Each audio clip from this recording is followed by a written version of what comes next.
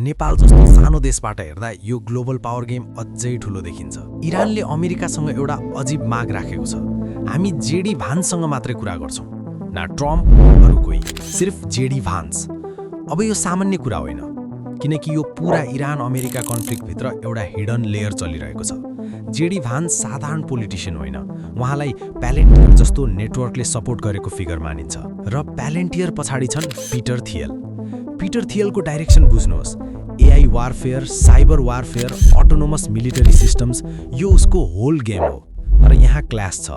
पुरानो military industrial complex जस्तै missile र फाइटर जेट कम्पनीहरू बनाम एआई आधारित वारफेयर सिस्टम्सहरू। अब मेन पोइन्ट, यदि फुल स्केल वार भयो भने पुरानो सिस्टम जित्छ, एआई वारफेयर 10-20 वर्ष पछाडि जान्छ। अर्को साइड, अहिले अमेरिकाको फोकस इरानमा छ।